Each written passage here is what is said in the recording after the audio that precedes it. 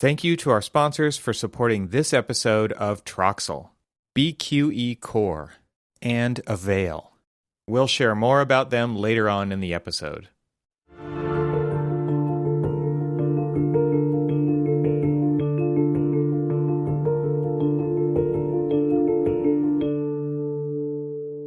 Welcome to the Troxel Podcast. I'm Evan Troxel. This is the podcast where I have a conversation with guests from the architectural community and beyond to talk about the coevolution of architecture and technology. Josh Weiss of LA Creative Technologies joins me in this episode to talk shop about information technology in architecture and engineering offices. Let me get this out right in the beginning. This is a conversation centered on practical stuff that many people who are busy doing the work often struggle with because of time. And let's get real. It's not seen as the core of the business, but maybe it should. Josh and I, mainly Josh, cover a lot of the basic best practices that have emerged in the last couple of years. You can hear that as COVID and work from home and hybrid work in regards to technology as investment versus expense, privacy and security, the risks and rewards of being in the cloud, hardware and software setup recommendations, leasing versus buying hardware, recommended AV setups for working from anywhere, cloud-based file management and collaboration software, two-factor authentication and password managers, project information management software, and even building access control recommendations. So we cover a lot in this conversation, and again, I think this stuff is not really thought of because it's a little bit out of sight, out of mind. But I think everybody needs to take a little bit of time and figure this stuff out so that you can be set up in a much better and more prepared way for anything that happens. So without further ado, I bring you my wide-ranging conversation with Josh Weiss.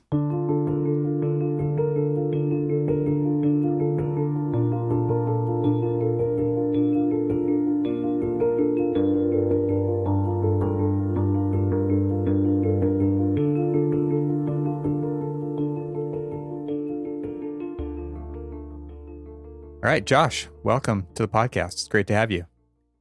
Evan, it's great to be here. Thanks so much. I'm a big fan. It's been a few years. I don't even know. Like the time is a blur. We spoke together on panel at, I think it was a Keller Pacific. It was a Keller Pacific event that I think was in late January 2020 in the was before it really times. 2020? Yeah, the before times. It was one of the last presentations before the yeah. pandemic that I did.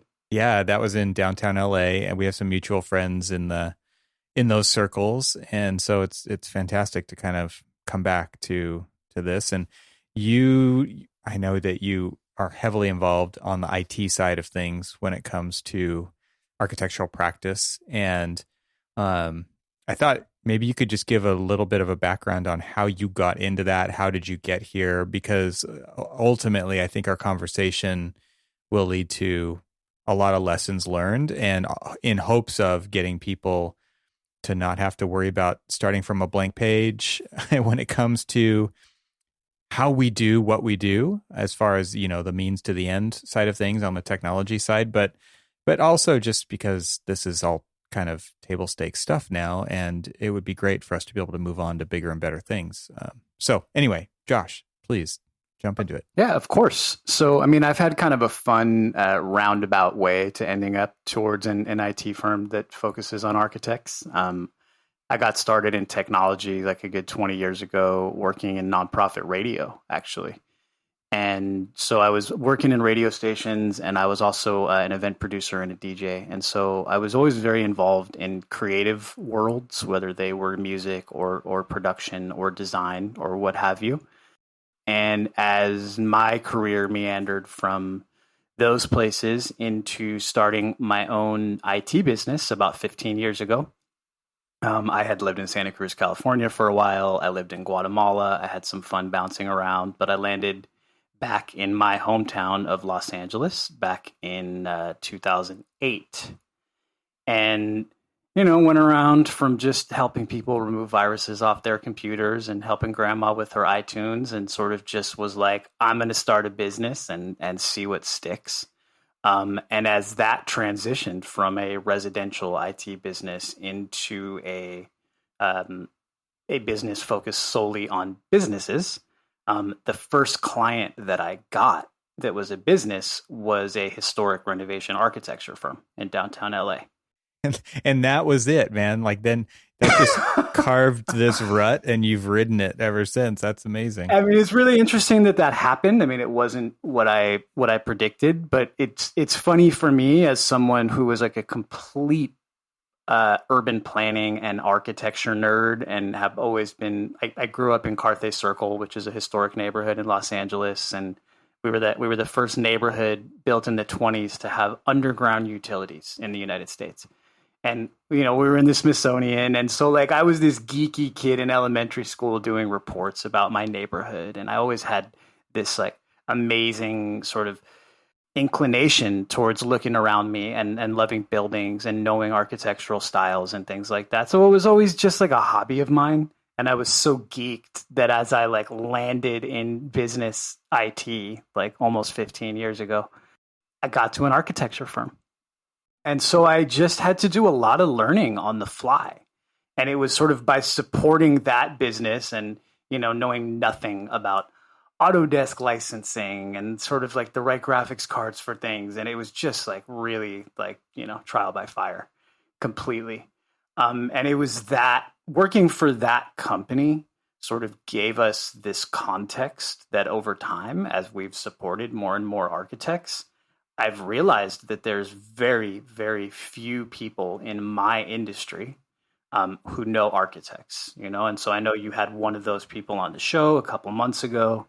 I have another colleague in New York, runs a company called Agile IT, which is, focused solely on architects and designers.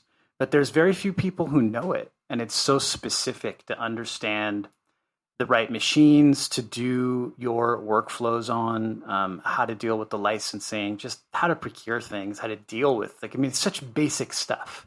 But so many people in my industry work for doctors, they work for lawyers, they work for accountants. They work for people in these industries that are maybe require HIPAA compliance or, they're, whatever it is. People are drawn to other industries. And because of my background, our company focuses entirely now on architects and cultural nonprofits that kind of, peek back to my cultural arts background. And it really worked out really well because creatives and designers are people that myself and my team get along with really well and have a shared context with. And we just know all the geeky architecture stuff more and more now. Yeah. Yeah. Interesting.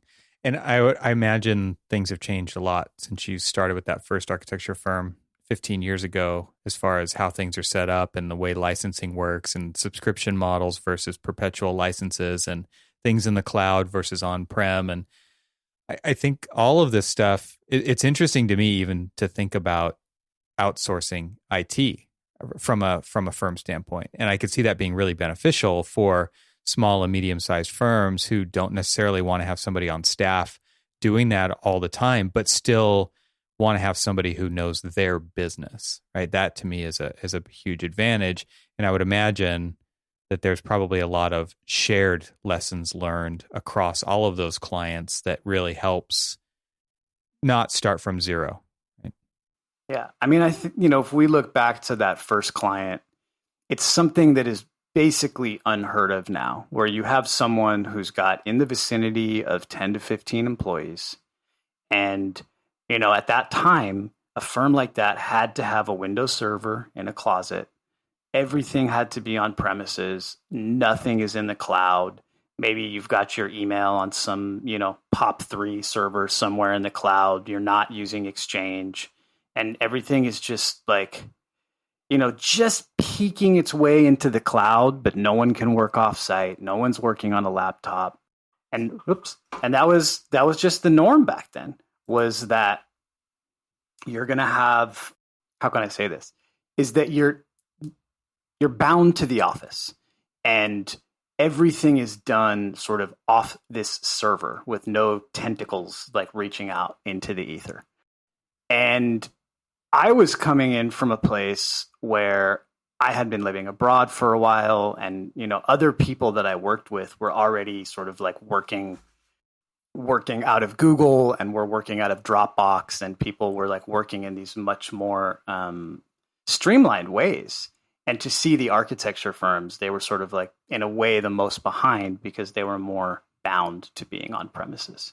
And also just kind of a late adopter mentality in general. They want somebody else to prove it before they're willing to even look at it. And I'm seeing that a lot, actually. I mean, to this day, I think it's something that I see more with my architecture clients than with other clients that I work with. And I think maybe it comes down to the mentality of the firm ownership, perhaps.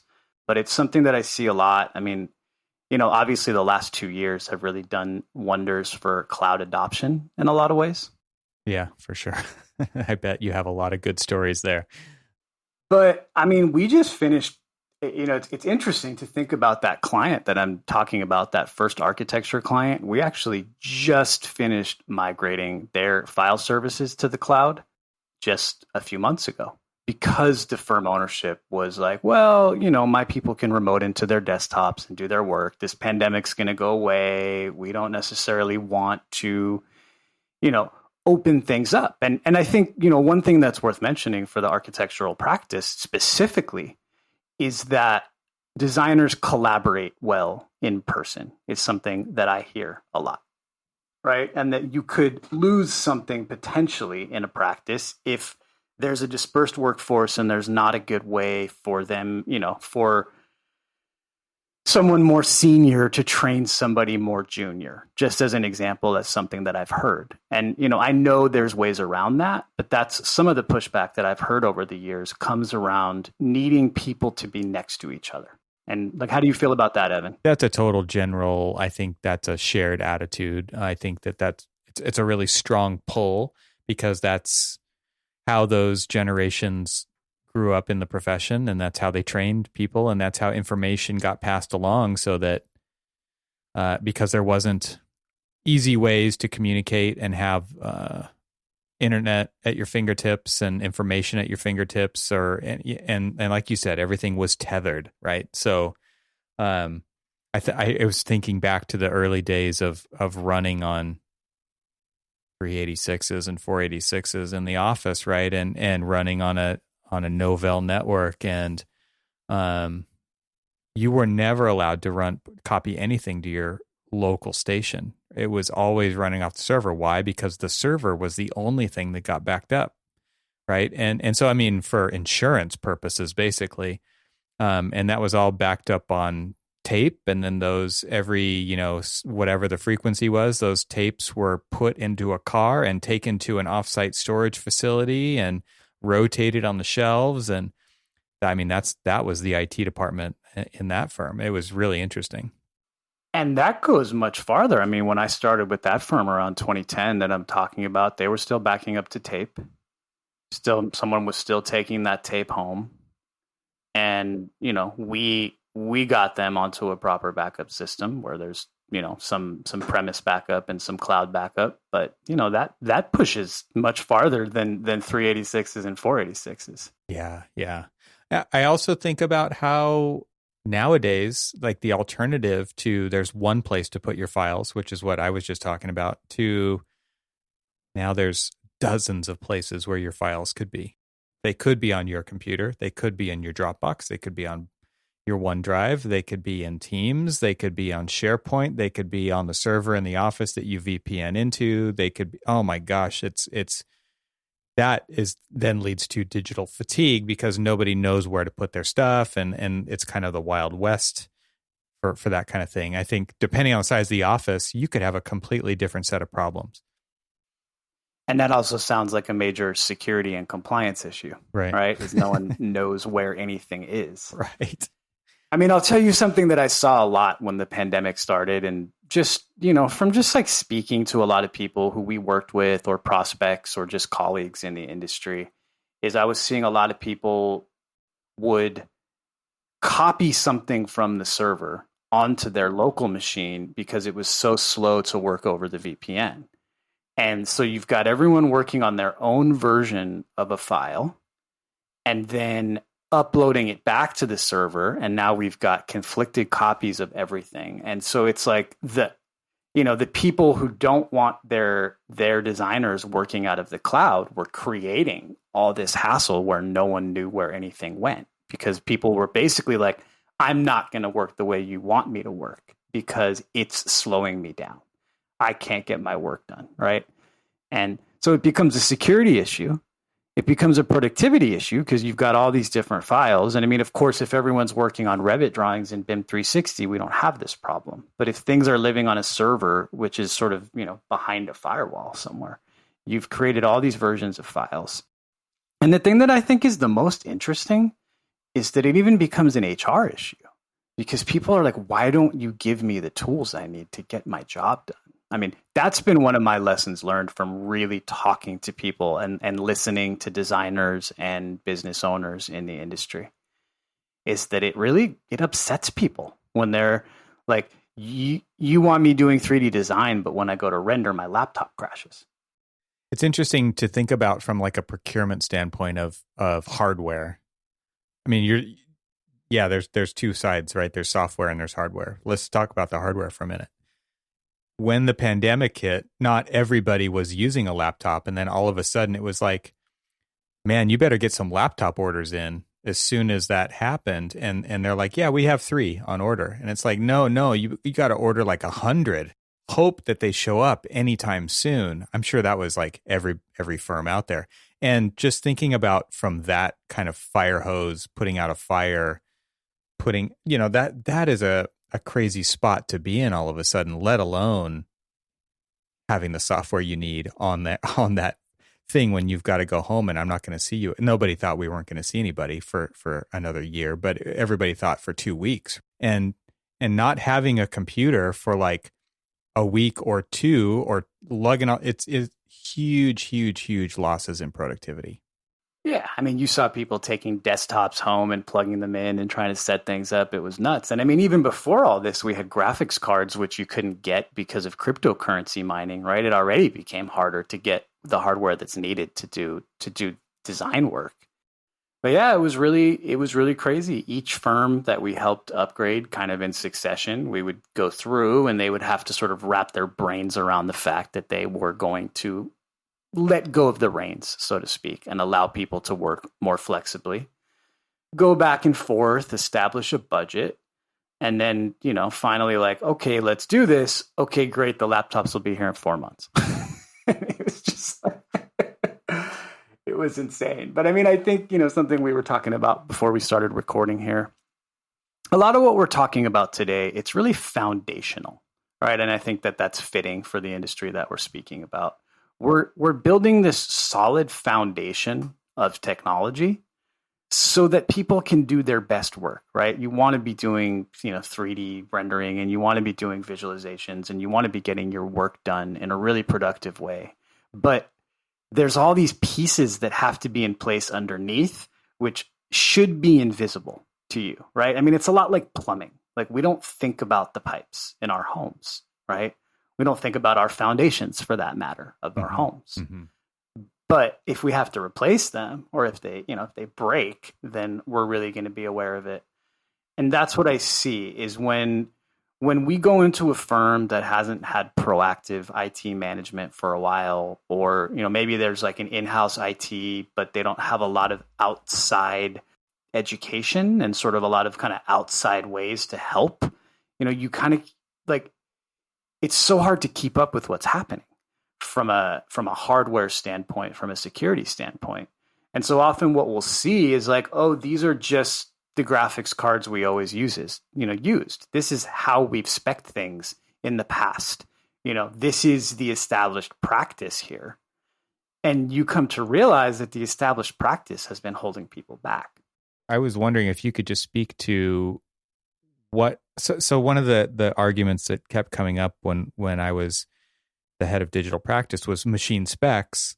And it was always like just above the baseline. It was never like a fast machine. And fast machines, really fast machines, like the best machine that you can get, was orders of magnitude faster as far as how much time it saves over time. That's where I don't think people really think about it. And it's interesting to think about it from that perspective, because in a firm, that is what you sell, is you sell time for money. And it doesn't take a very big spreadsheet to show what a 20% efficiency gain by getting a laptop that costs $1,000 more, what the ROI is on that, and then how exponential that is over a period of time of months or a year. I don't have it in front of me, but I think we should. I want to put this in the show description. Our mutual colleague Sam Kevel, who is also on the Technology and Architectural Practice Committee with us for AIALA, he has some stats he's worked on about that exact figure, about how much you can save by getting a machine that's like 10% faster. A BIM manager at every firm has made that spreadsheet, right? Yeah. And, what you're saying is amazing. And, you don't have to buy the crazy top of the line machine. You can get a solid middle of the road machine, which is going to get you 3 years. So one of the things we recommend to our architect clients specifically is to get laptops on a 3-year rotational lease. So you're just thinking about your laptops as like a, $100 ish and change monthly payment for each one of your employees. And it's just going to be replaced at the end of 3 years. And you're not going to end up with a closet full of desktop towers that no one wants, that you're going to have to pay someone to come cart away. You're going to have everyone working on machines that right when they're starting to get slow, you're going to get them on the best spec once again.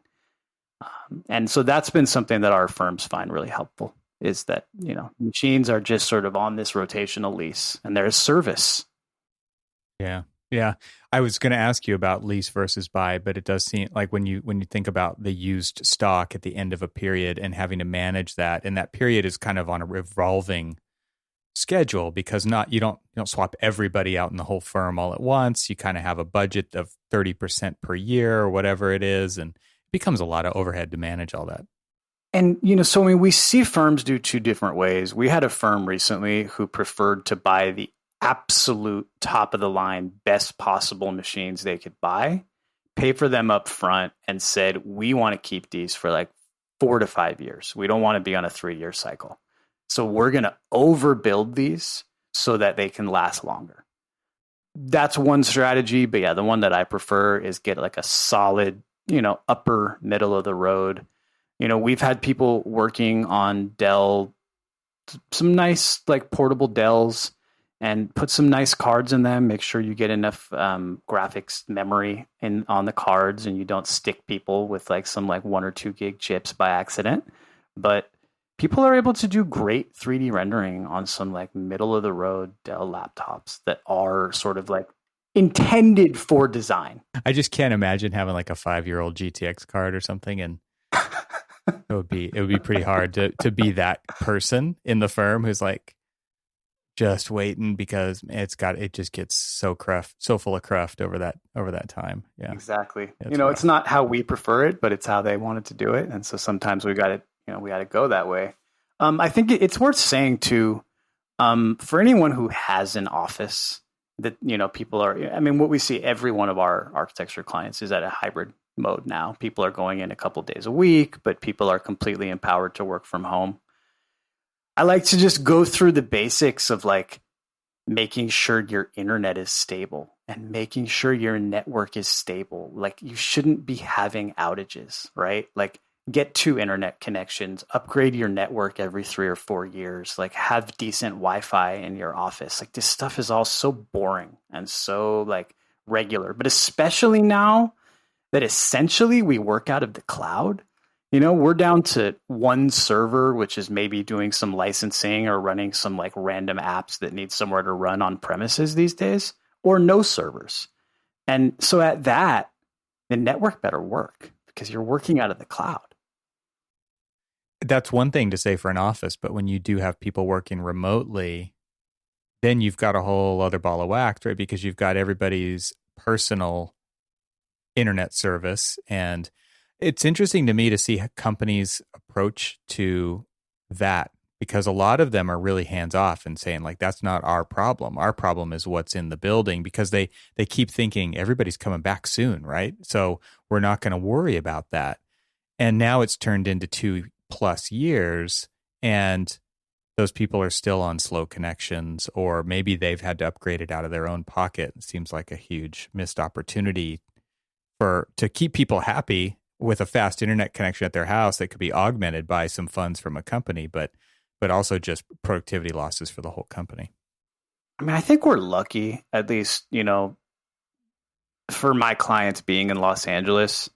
It seems like most people ended up on, a 300 by 20 or a 400 by 30 type of circuit. There is no question there's a couple users who were stuck on bad connections, but those were people who lived on streets that had no internet. Like where hey, I'm in this apartment building, all I can get is like an AT&T DSL line. I mean, and yes, we had a couple people who literally could not when they would save a file, it would just fail to upload. But it seemed almost like the companies didn't have to worry about it that much because people want fast internet these days and it's so cheap, right? I mean, here in LA, you can get symmetrical fiber for $100 a month in a lot of neighborhoods. So I think what you're saying probably is worse in other regions. It seems like we got lucky, but I agree with you. No one wanted to spend $1 to help.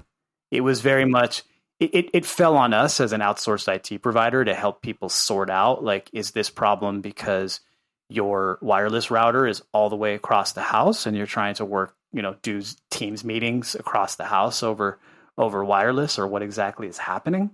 But the thing no one ever asked us about that we had to sort of remind people about too is just the security implication, right? If you're doing sensitive projects, are you working at a coffee shop? Are you, what are you on a shared Wi-Fi in your apartment building? What's happening with the network, right? I mean, because you've essentially distributed everything. Yeah, right. And so I mean that was a big thing. Is there's the sort of foundational network piece of working from home, and then there's how does security change in working from home? And I mean the statistics are showing that all types of breaches and social engineering attacks just went through the roof because no one was behind a firewall. And I mean I don't know that corporate firewalls do all that much these days from a security standpoint. That's probably a controversial statement, but nonetheless, being in an office of other people sort of keeps you on your toes a little bit more. Mm-hmm. Yeah. And having IT around the corner and all those pieces, right? And if something does go wrong versus you're just working at home by yourself, something happens, you're distracted, you don't notice. I think that's a very different thing. Let's take a quick break to share more about our sponsors.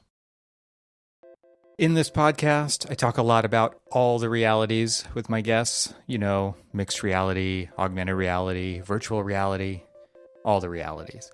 And I've got a new message for you from my friends at Avail. Let's talk about the new reality, which is that content, as I've talked about in the previous message from them, both wants and needs to live everywhere. Long gone are the days of saving files to your local hard drive or to a single on-premises server. In order to solve remote collaboration, information has moved to the edge. The cloud is king, and the number of cloud services out there dictate that the number of storage locations will continue to grow dramatically. Where do you store your files? BIM 360, OneDrive, SharePoint, Box, Dropbox, AWS, Azure. Chances are you probably save them in some weird combination of those that I just mentioned and more.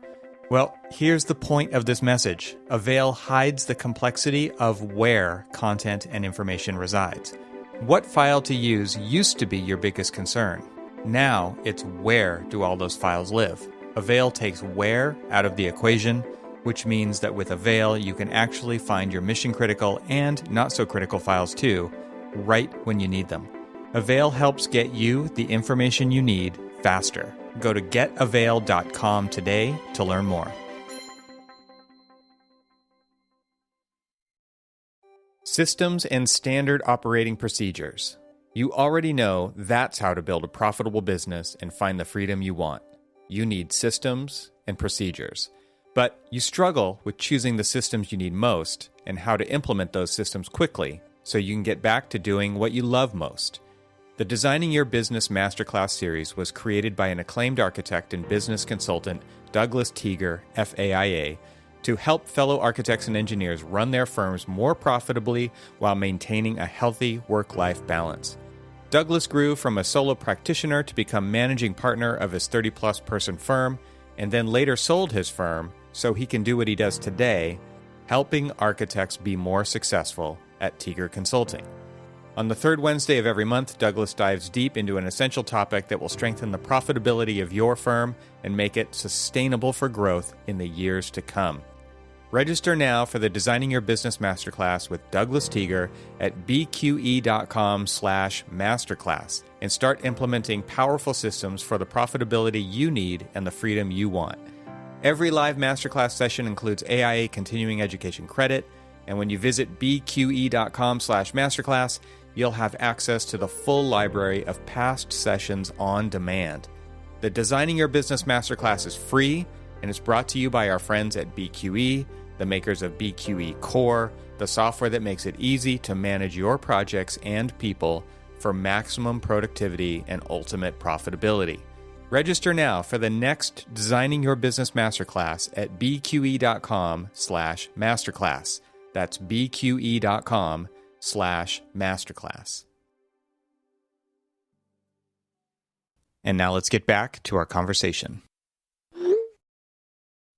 Yeah, it was also very different when you think about your entire office workforce being distributed and you can't just go walk around the corner to the IT room and ask a question. You are now responsible for a lot of that.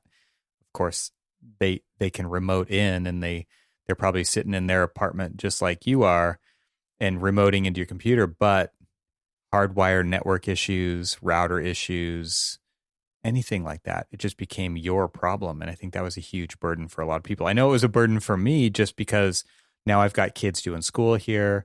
My wife's working here. I'm working here. I had to do some serious network upgrades because somebody's on, Zoom all day long. And so am I. And so is my wife. And there were just a lot of, I became the IT person in my house. And everybody in the office is having problems. And it's a one-to-one relationship when you're talking to an IT person about getting help, right? They can only really help one person at a time. So that line got clogged up really fast. I'm sure a lot of people felt that pain. It was a really stressful period, man. March, April 2020 was, IT, everything was IT at that time. Right. And, I'm really grateful we had no security incidents over the last 2 years and things have gone well. And, there really haven't been outages and all of our clients were able to keep working. We didn't lose any clients. I know providers that lost all their clients because they didn't know how to make this pivot, right? Mm-hmm. Mm-hmm. And it's like if you didn't have hybrid work already sort of like firmly entrenched in the way you work, then people couldn't trust you anymore. And our clients that weren't in the cloud yet, we had been bugging them to do it for so long that they sort of were like, oh, at least we know you were talking about this. Yeah. Yeah. It's interesting. Like my father-in-law, he's in his late 70s and he still won't put a credit card number into a web browser. And it's like, you want us to move our whole business to the cloud? That's a scary idea for a lot of people out there who didn't grow up with the digital natives and, they're 3 or 4 steps behind because they're late adopters to this kind of stuff. Yeah. And, there is risk. I think that's the thing to remember. When I talk to people about the cloud, it's not that it is without risk, right? You have a much greater insider risk. Like it's much easier for someone to just download your whole server and take it home with them, one of your employees when they leave the company. Not that they couldn't do it before on a USB drive or something if you don't lock that down, but I would say that that's a risk a lot of people don't think about. And like we have some tools to prevent against that, but they're pretty expensive and most people don't want to use them. Um, and yeah, there's more risk of a breach. At the same time, you've got much less of a chance of getting seriously negatively impacted by ransomware or any of the threats, right? Once you're in the cloud, everything is more abstracted. It's easier to recover. It's harder to lose data. And I think that you're trading that resilience for a higher risk of breach. And higher risk of breach, of course, Microsoft is going to go down one day a year or something like that. We use Ignite for all of our architecture clients to store their files.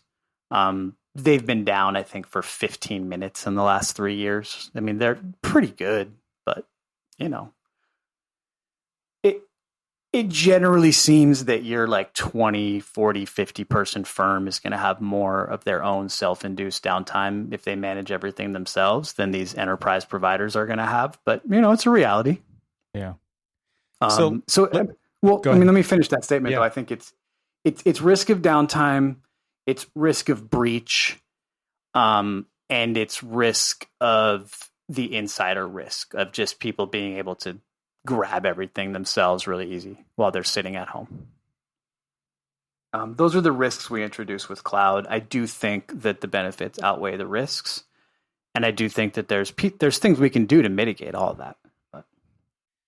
I wanted to get back to your idea of this foundation. What are the other aspects of that beyond the kind of best practices for hardware? And it sounds like, where you put your files is a piece of that, with Ignite that you just mentioned, but maybe you can elaborate more on what kinds of elements are included in this foundation idea that you have. Yeah. So, if we go back to what I was saying before, you've got your internet coming in from the outside. You've got that flowing through your networks so that things kind of work right. You've got the proper hardware in place. And what I like to see these days at an office is going to be a good standing desk, nice keyboard, video, mouse, and then a nice dock for a laptop as much as possible so that people are able to come in and work with their same laptop that they're using at home, get that nice kind of in-office work experience, but with a lot of flexibility. And while you're planning that, make sure you get the right dock that's not going to underpower your super fatty laptops. I see that problem happen a lot. Make sure you actually know whether your staff prefer one big, 35, 45-inch monitor, or do they want two monitors? Because people have opinions about that. Don't just make that decision for them. And so that's like, I have a procurement guy in my business who is just like fanatical about getting the right setup for every client, right? Because there's a lot of aesthetic behind this and usability. So I find all that stuff to be pretty important. And then, the next thing that comes to mind there is files. And I think what to do with files, it changes a lot based on, like, I've given this conversation to a group of sole proprietors. And if you're a sole proprietor, get a Synology NAS, right? Or, use Dropbox. Get in Dropbox Advanced, has like a minimum of 3 users, pay $60 a month, I think, and you've got 5 terabytes of storage, right? It doesn't scale well, though. And so almost immediately, the solution that we've landed on is Ignite. There are absolutely other solutions. What we like about Ignite is that they are a vendor who actually is willing to think about the AEC space. Like I'm speaking next month, they're doing an AEC data summit. They did one 6 months ago. Like they realized that their solution works well for AEC. And so the reason that it works well for AEC, one major reason is that it does file locking on AutoCAD files, on Adobe files, and most other solutions won't do that. They have some solutions in place for Revit. I actually think, though, the better thing to do with your designs in Revit is to put them in BIM 360.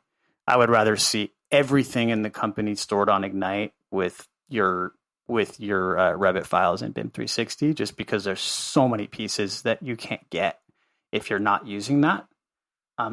Right now, that's cost prohibitive, but I'm imagining that seems like their Autodesk is about 1 year away from killing Revit network licenses. And once everyone has their own Revit subscription, it will probably come with BIM 360, and the world will probably just, people's budgets are going to go way up and they're not going to be happy. I mean, I've got firms with 25 employees sharing 2 network licenses for Revit, and they're about to have to buy 25.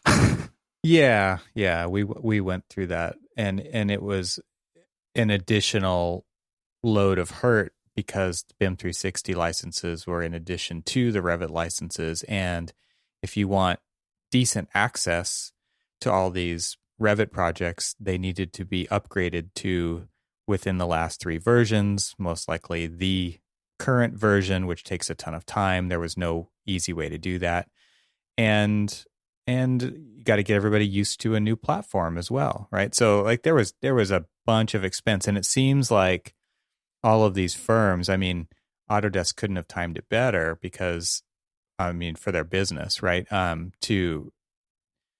this to happen, and I mean, it was like everybody had to do that basically to continue to work. We've all seen it because Adobe did it.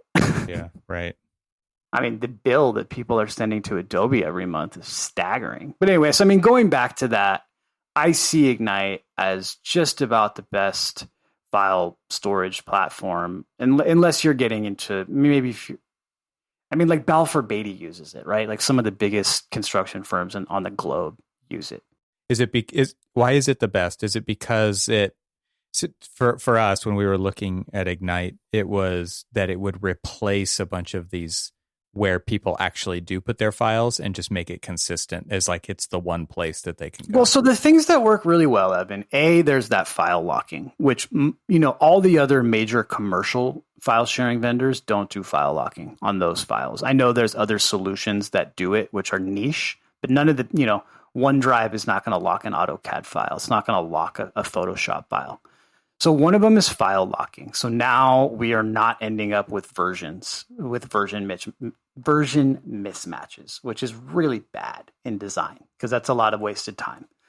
One of them is it deals really well with large files, right? And so it has your online only, so you can browse the whole server without downloading the files, but it is very resilient at uploading and downloading the large files it needs as you need to open them and as you need to re-upload them.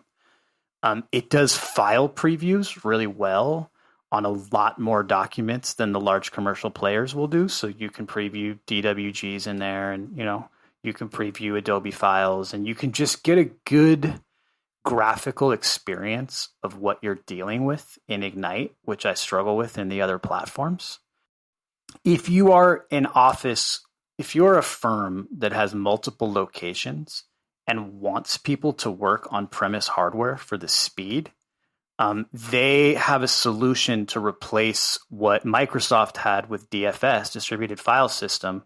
They have something called Turbo, which will cache files into each branch location and will allow you to access them rapidly. You can even use something called Storage Sync, which will actually not just sort of cache files, but will actually give you a local stored copy that people are working on. So they're very flexible in dealing with multiple branches. And I'm trying to think and it just works well. It's just like absolutely rock solid. It does plug into Teams as well, I believe. So like it'll replace the file sharing in Teams. Yeah. You can put a tab in Teams with Ignite, and they have a lot of workflows built in that I haven't seen people using as much, but you can assign tasks, you can do a lot with it. And they also have like project lifecycle management if you upgrade sort of off the base plan into the next plan up. So you can set retention on projects, you can move things to an archive that's much cheaper. So they sort of understand that we have production storage, archive storage. And so they understand the needs of people who work on very, very large files in a distributed way. And from an IT perspective, it never breaks. I mean, that's like, because that's the table stakes. If my company is going to sell something, absolutely cannot be troubleshooting. Why didn't this sync? Like, that's not what my techs want to be doing. And this isn't a paid advertisement by Ignite in any way, but I think it's worth saying all this because if there is a solution out there, people should know about it. If there is something that quote unquote just works, people should know about it. And it doesn't mean something else isn't going to come along or that there might be a better fit. But instead of going to google.com and typing in a cloud file server with local backup and or whatever, like just listen, just start here. This is the place to start. Exactly. Just start somewhere, right? So if you're a sole proprietor, maybe not Ignite, but once you're a few bigger than that, it's great. Now I know we've spent a lot of time kind of talking about network, talking about file storage. I know we're going to run out of time here and not too long. There's a couple of things I want to touch on though. One of them is the last thing about or two quick things about the physical office. One of them is setting up a conference room situation that works for today's hybrid environment, where we might have half the team in the office on Mondays and half the team in the office on Tuesdays. What I see, I mean, I was in a large firm's conference room a couple of weeks ago, and there was like all these gadgets and all this stuff, right? And at the end of the day, we just plugged in with an HDMI cable and like didn't use any of the gadgets because it's always too complicated. We found this product called a Meeting Owl. It's $1,000. It's got a 360-degree camera on it with a microphone and a speaker. And you stick it in the middle of the conference room table, and everyone at the table can hear, be heard, and be seen. And it's like, that's the kind of solution I want, right? I don't want a like $45,000 audiovisual setup for like this architect's conference room, right? And so like one thing I'm going to say is like as more and more, I mean, I think this last Omicron shutdown is probably about the end of the major shutdowns, unless things are really going to change. And I think now we got to famous last words. So I think now we got to think about what is it like to be back in the office in a much more remote world, in a much more flexible world too, right? Because one of the things that we've always fought is that anybody who remotes into those meetings is a second-class citizen, and so you've got to find ways in this hybrid environment to treat everybody at the first-class level. And that could mean like, don't go to the conference room. Everybody stays at their desk who are in the office and, quote unquote, remotes into the meeting, even if they're in the same place as some of the other people in the office. But yeah, it's interesting to hear about technology being able to solve this in a better way than what we're used to. Yeah, so that's a really good one. And also think about the marketing angle for your company, right? If your people look bad and sound bad on meetings, that's embarrassing. Like, this is an aesthetic industry. I totally agree with that. And I'm always shocked at the quality level that I still see people presenting with. And I'm thinking like this, I've said it before, this is the new dress attire for business. It is your camera, it is your audio, it is your lighting, it is all of those things that actually matter. And again, you have to have a higher level than the default crappy webcam on your laptop because you're going to quote unquote go back to the office real soon and you don't need to worry about that. Like that is not the case at all. And it is not expensive to get a Logitech Brio and like a blue microphone. Like you don't need to go spend $5,000. The last piece of premise stuff that I think is really cool, we do access control, sort of like replacing the key fobs that buildings like generally will give you where you need a HID key card. We do access control with a company called OpenPath, where people can get into the office just using an app on their cell phone. And the office manager, if they're out of the office on Tuesdays now, they can click a button in their app and they can let somebody into the office who needs to be let in. And so sort of like bringing access control into the cloud is super, super handy as the world is changing and as people are sort of in and out of the office a lot more.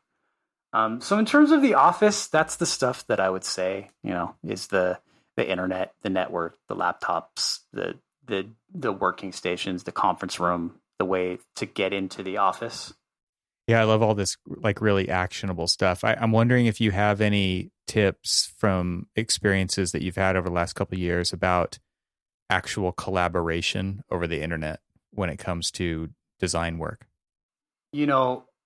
We have less direct hands into that with our clients, is what I'll say. What I see people doing the most, I think the things that work the best for people is using something like Miro. So having people do virtual whiteboarding, and what I saw with clients is that some of the people were using Teams or Zoom and they hated the stuff that was built in. Every single one of them ended up on Miro on their own, and we helped them implement it. So that seems really, really important. Another thing that seems really important to people is to be able to sketch on iPads so that they can do a quick markup from out of the office and they can share that with people. And again, using Miro and using those pieces. And so basically people putting in a Miro tab into Teams for their meetings, getting off the built-in Microsoft whiteboarding, marking things up from iPads, and then just having people sort of have their tools work correctly, have the right headsets, like be able to sort of communicate with each other in the right way. Those are the things that I saw the most.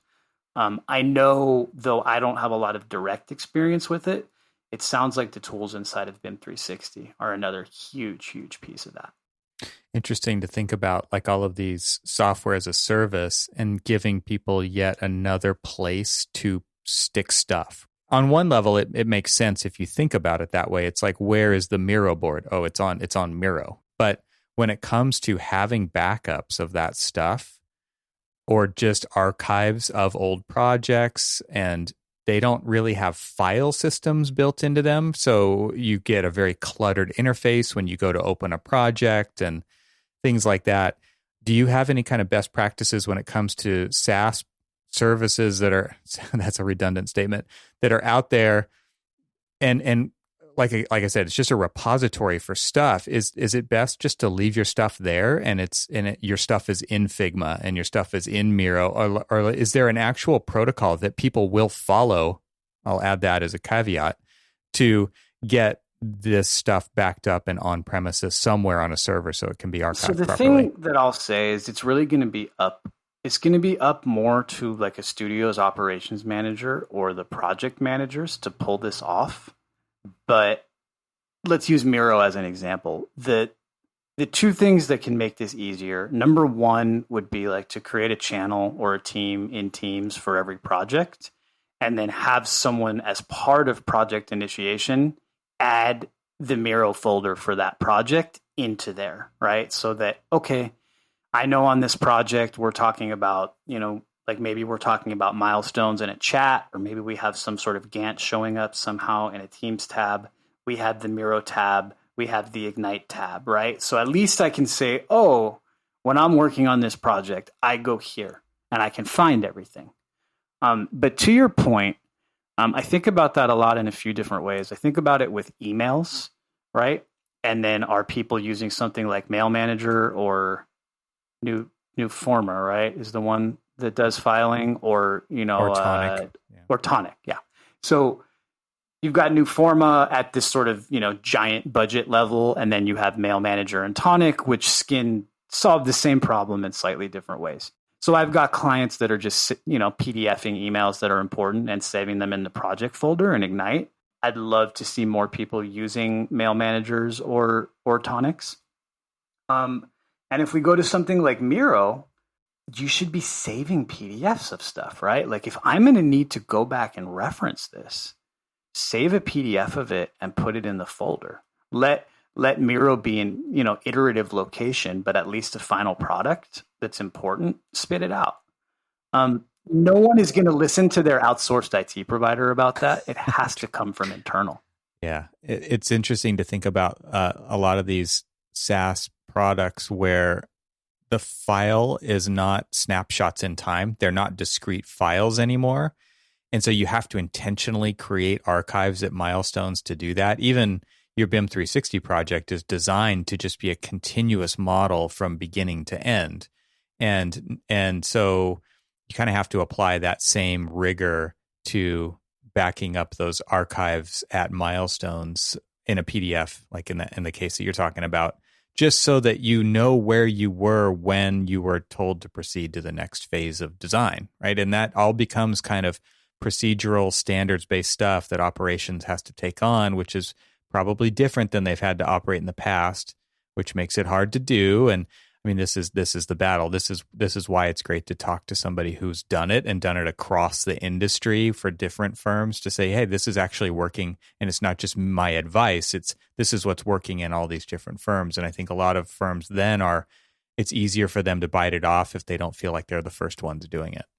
I don't know if you've done a show about this yet, Evan, but I was proposing to the committee that I work with at the AIA in LA, said like we should do some sort of like mini workshop about information management from like, in terms of archiving emails and in terms of like all those, what do you call it, sort of extracurricular pieces of a project, right? Because like people know how to not lose their design files. People are pretty good about saving their files on the server, especially once we give them the cloud and things work correctly. But there's so many disparate pieces that are out there now. And I think sort of building some best practices around those that people in the industry can use are really interesting. Yeah, I like this idea of the foundation that you've got because it does kind of hit some of the major pain points. And then, man, but you could just fill it in with so many smaller grains of sand around that are all over the place. You're going to have apps on your phone. You're going to have apps on your iPad. You're going to have apps on your laptop. You're going to have other pieces of hardware and software that fill in all these little pain points that you have to deal with sometimes on a project. I think that's probably one of the biggest burdens when people are thinking about technology is like, there aren't people who do that thing all the time. Like projects have phases and they have this kind of arc to them. And you might use this one piece to solve this one thing at that one time in the project, and then you're not going to come back to it for 2 years, right? And that makes things, I think, even a little bit more of a burden. And that app vendor probably will have shut down by then, or your account's going to be deactivated. Don't say that. Oh my gosh, it's true. It happens, right? Yeah. And I mean, I think the things that we haven't spoken about today that are really interesting to me, one of them is we've been working really, really hard to build, the traditional way that new machines were deployed in an industry like IT is there would be an image. Someone would sort of create one golden master image. And then as long as I had the exact same model laptop, I could take that image and put it on that computer. Which is like, yeah. How realistic is that? That's not realistic. It doesn't fly. I mean, it's never... It's been very hard in my whole career, and we've been really focused on building the right cloud management tools that we can throw every single app you need, including most of the design apps that people are using these days. We can get the right version of that onto your machine, and we can keep it up to date.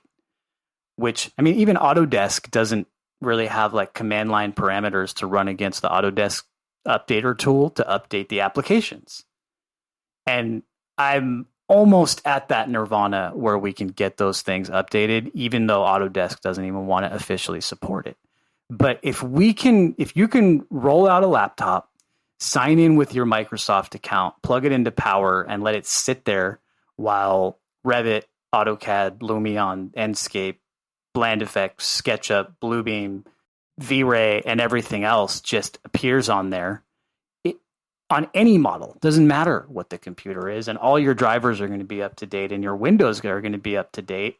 And if your machine's malfunctioning, we can just have you reset it from your house and leave it for 12 hours, and it's back. That's something we've been working really, really hard on. That does sound like nirvana. It's getting damn close. And then we didn't touch on security today, which is huge. I don't think we need to go there right now, but it's really, really important. But I'm going to give one security tip that all of you can go do for free on all those cloud apps right now, which is turn on two-factor authentication. It's free. I have a question for you. 95% of breaches, according to Microsoft. Well, that's good to hear. I agree with that, but I want to know straight from you. I already think I know the answer to this, but a lot of people provide their cell phone number for SMS verification. It's two-factor. And it is pretty easy, from my understanding, to get somebody's cell phone number and to spoof it or to steal a phone or whatever. So what's your recommendation when it comes to that? Do you have an app of choice that you prefer for two-factor? Well, I mean, I have a few different answers. So you're right. SMS is less secure because people can steal phone numbers. People can essentially trick your cell phone provider into giving them your phone number. What I recommend for most firms is if your email provider is Microsoft, then you use the Microsoft Authenticator. If your email provider is Google, use the Google Authenticator. I have a password manager that we use and all of our clients use, which is called Keeper. And what we can do in Keeper is if there's some account that multiple people need to share, you can add two-factor codes directly into Keeper as well and share them amongst people.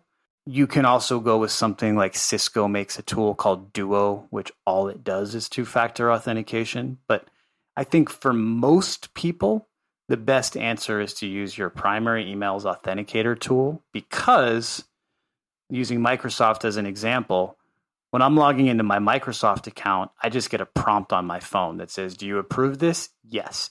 But if I was using Authy, which is another tool I like for two-factor authentication, I'd have to go get the code and type it in. Google and Microsoft sometimes like to show you a number, make sure the number matches. And I just find that they work almost as well as something that's going to cost more, and they're free. And it really lowers the barrier to adoption. Yeah, I think that taking that one step out of having to type the code in is huge when it comes to like Microsoft Authenticator. Yeah, that's huge. And I mean, the other thing that I like to really remind people is do training.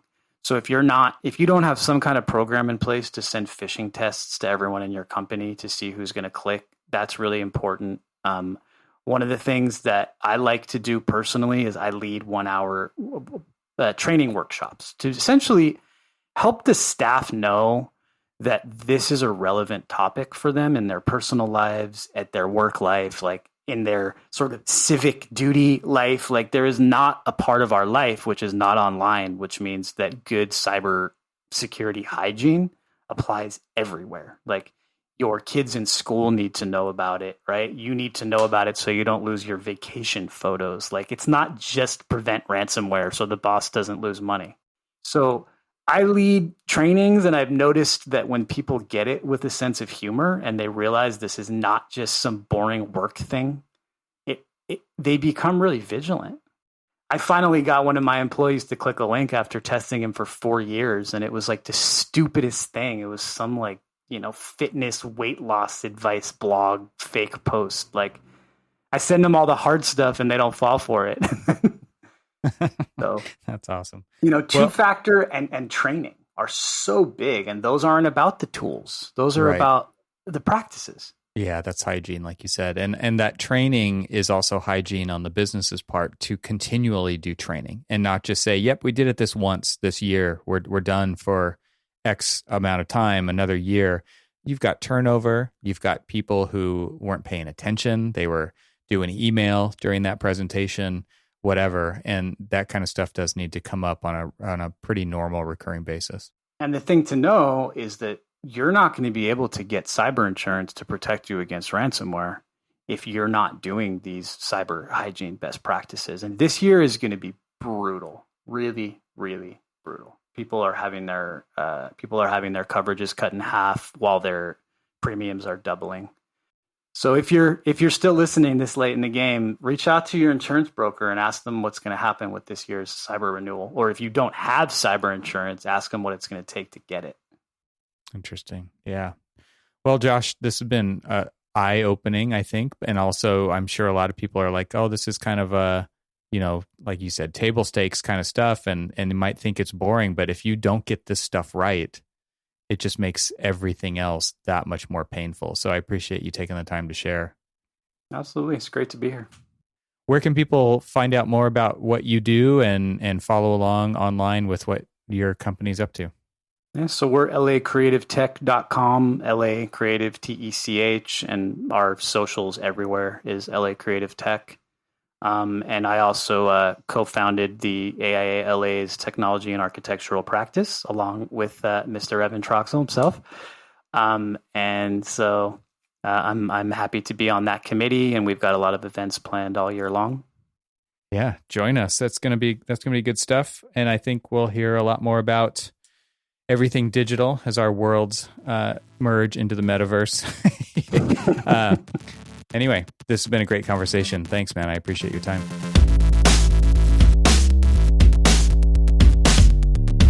Thank you to Avail for their support of this podcast episode. Visit getavail.com to see their holistic approach to content management today.